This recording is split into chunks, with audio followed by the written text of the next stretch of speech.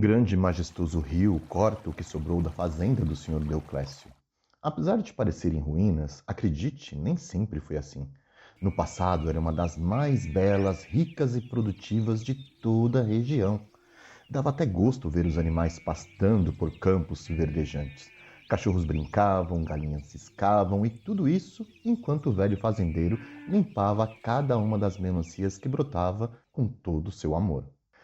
Mas em um belo e tenebroso dia chegou a estiagem, entre outras desgraças. O senhor Deoclésio culpava a empresa de mineração que poluíra o grande rio. Outros diziam que era por causa da dureza do coração do velho. Apesar de endinheirado, não era o tipo que ajudava o próximo e, além disso, sempre olhava para todos com superioridade. Nunca mais aquele pedaço de terra fora tão belo quanto fora. No entanto, as melancias voltaram a crescer e era dessa dádiva dos céus que tirava seu parco sustento. Claro que não brotavam como antes, eram poucas, mas continuavam sendo as maiores e mais suculentas da região. E por causa da esperança de ter tudo o que possuía antigamente, dedicava cada segundo de seu dia e também de sua solidão àquele plantio. Certa vez, caminhando pela plantação, Deoclésio deu falta de algumas frutas e começou a manter guarda para pegar o safado que levava a sua única fonte de sustento. Foram longos dias esperando, escondido entre os arbustos, mas nunca viu sequer uma viva alma por ali. E o que mais intrigava o velho fazendeiro era que todos os dias, pela manhã, faltava uma ou até duas. E como fizera a campana de dia, de tarde e uma parte da noite, o infeliz só poderia usar o véu escuro e silencioso da madrugada. Outro detalhe, o ladrão só podia chegar até ali de barco. Não haviam marcas e muito menos sinal de qualquer animal pelas imediações. E foi por causa dessa percepção que decidiu mudar sua campana para uma vigília. A lua estava cheia e iluminava o céu escuro. Estrelas cintilavam como imensos e distantes vagalumes. Deoclésio não sabia se admirava o céu ou se apreciava seu brilho sendo distorcido pelas águas calmas do rio. Já não se lembrava de como era bela a natureza. Seus olhos pareciam contemplar apenas a sua pobreza. Deoclésio suspirou profundamente e lembrou-se das vezes que sentava nas margens daquele rio para ficar olhando o seu gado pastando, os patos nadando num lago feito e cercado por ele. As galinhas ciscavam e os cães dormiam sempre aos seus pés. Sempre fora solteiro, tentara algumas vezes, mas as mulheres estavam somente interessadas em suas terras e em seu dinheiro, claro. E tudo acabou quando chegou aquela situação, aquela estiagem. E agora ali estava ele, zelando por algumas melancias que significavam trocados. Inesperadamente ouviu um barulho de água, como se alguém remasse lentamente. Ele estava certo. O espertinho usava o rio para lhe roubar. Deoclésio sorriu e se encolheu atrás do arbusto e ficou olhando por uma fresta nas folhas até que seus olhos se depararam com algo que não esperava.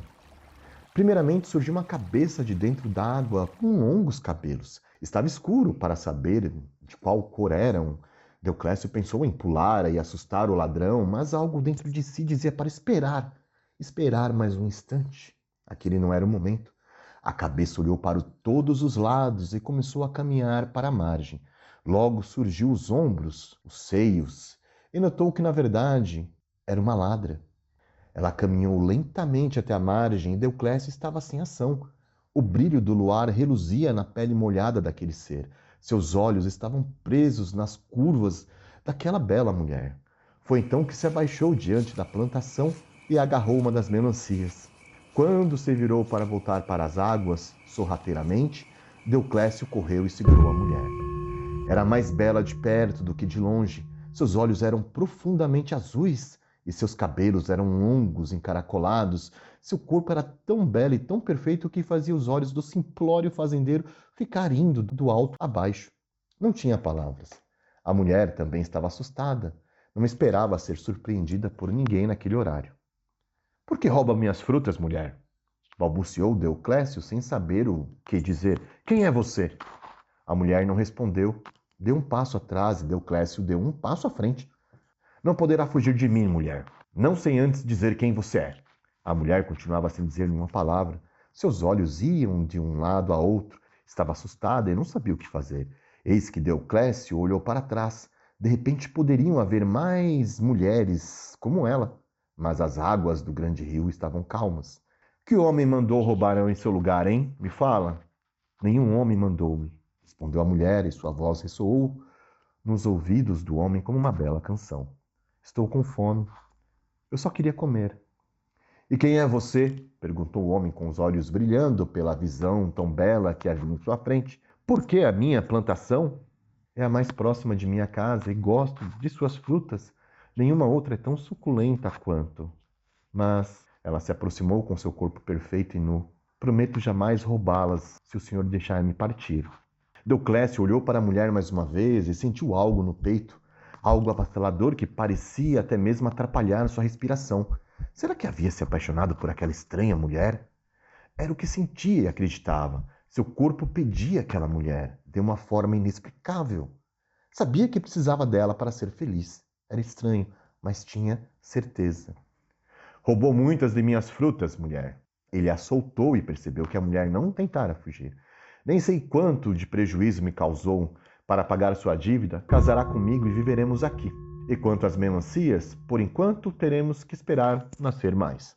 A mulher suspirou profundamente, fechou os olhos e disse: Me casarei com você, como deseja, mas jamais fale mal de onde vim, e isso deve me prometer.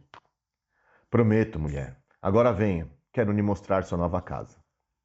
A mulher o seguiu e cumpriu com a palavra. Deoclésio experimentou novamente a prosperidade em sua fazenda de uma forma que não conseguia compreender. Sua plantação voltou a crescer e, aos poucos, pôde ter dinheiro para comprar as cabeças de gado que um dia vendera para sobreviver. A vida não poderia ser mais justa com aquele homem. Tinha uma bela e maravilhosa mulher que lhe dera filhos lindos e cada vez mais sua fazenda progredia. Voltou a ser um grande senhor de terras e todos vinham e lhe pediam conselhos sobre o que fazer próximo da falência total.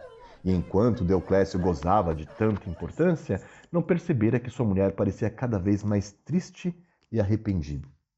Certa vez, quando voltava da cidade, Deoclésio encontrara sua casa em grande bagunça. O gado estava pastando livre à noite, alguns patos estavam nadando no grande rio e seus filhos estavam brincando na terra, justamente próximo do chiqueiro dos porcos. Aquela visão lhe deixou revoltado e entrou na casa procurando pela mulher que estava sentada na sala, de cabeça baixa. Esta casa está uma bagunça, mulher, esbravejou Deoclésio, a voz distorcida pelo álcool que ingerira com os amigos na cidade. O que você fez o dia inteiro? Como pode ver, respondeu a mulher sem fitá-lo, fiz nada. Passei a maior parte do tempo aqui sentado. Quer dizer, fiquei um pouco lá fora olhando o rio também. Deoclésio passou as mãos no cabelo, acendeu um cigarro e, após uma longa tragada, olhou para a mulher que continuava imparcial na cadeira de balanço. Ele encostou-se no batente da porta e disse seriamente: Quando a vi pela primeira vez na plantação, fiquei encantado. Mas, por ser uma ladra, achava que só podia vir de algum lugar muito, mas muito ruim mesmo. E agora a minha prova está aqui. A mulher, pela primeira vez, ergueu a cabeça e ele continuou sem perceber. Não falei nada. Era uma boa mulher, muito bonita. Para mim, para a casa, e até para os filhos que me deu e até para a fazenda. Mas chegar em casa e encontrar esse relaxo, olha só, viu? Só pode ser uma mulher que veio de um lugar muito ruim para fazer algo assim. No mesmo momento, Deoclésio lembrou-se da promessa que acabara de quebrar. Tentou se desculpar, mas a mulher ignorava-o enquanto se despia. Você quebrou sua promessa e agora estou livre novamente. Você não pode ir embora, disse Deoclésio, quase suplicante. Você me deve, olha, tudo o que consegui para você. Você é a razão de tudo, Yara. Mas a mulher não lhe dava atenção. Continuou caminhando nua para o rio, seguida pelos lamentos, súplicas e ordens do marido. Deoclésio tentou pedir ajuda aos filhos, porém, eles apenas observavam apáticos. O fazendeiro percebera que havia algo muito estranho em seus olhos. Quer dizer, de estranho não apenas nos filhos, mas até mesmo nos animais. Cansado de suplicar, Deoclésio, pensando em tudo que havia reconquistado, começou a esbravejar. Não preciso mais de você, pode ir embora. Tem tudo que precisa aqui. Pode voltar para sua vidinha antiga, pouco me importa. Arrumarei outra mulher de origem nobre e não de uma meretriz como você. A mulher parou abruptamente e olhou para o fazendeiro com indignação e tristeza. Deoclésio sentiu-se seguro de suas palavras. Afinal, a mulher pareceu pensar melhor em suas palavras e iria ficar, mas ele estava enganado. Ela caminhou na direção do velho e disse: "Não pretendo voltar", informou a mulher, "e você está proibido de me procurar, ouviu?" Então correu para as águas e mergulhou. Deoclésio ficou parado, olhando, sorrindo, sem entender o que realmente havia acontecido. Não entendia por que a mulher havia mergulhado no rio. Será que havia enlouquecido? Tudo bem que, se quisesse, um dos cavalos não permitiria por algum tempo, mas acabaria cedendo, se assim ela quisesse realmente ir embora. Bem, agora ele era rico novamente, arrumar outra seria uma questão de tempo. Assim que girou nos calcanhares para voltar para a casa grande, viu algo completamente inesperado. Algo que jamais esperava ver em seus pesadelos mais terríveis. Seus filhos, com olhares vidrados, caminhavam para o rio. Pararam um de frente para o outro e logo em seguida, cada animal começou a passar por entre os dois. Desciam a encosta do rio e desapareciam nas águas. Desesperado, Deoclésio começou a gritar e empurrar os filhos, mas pareciam duas estátuas. Ele tentava segurar os animais, porém os atacavam. Sem saber como proceder, Deoclésio se deu por vencido. Ficou ali prostrado no chão, chorando e se desesperando. Foi então que, assim que os animais e até mesmo as plantações desapareceram nas águas escuras, era a vez de seus filhos. Tentou segurá-los, mas um deles o arremessou para o lado, apenas com um movimento simples da mão. Ajoelhado na margem, enquanto os filhos desapareciam também, começou a suplicar por misericórdia, mas sabia que ninguém ouviria.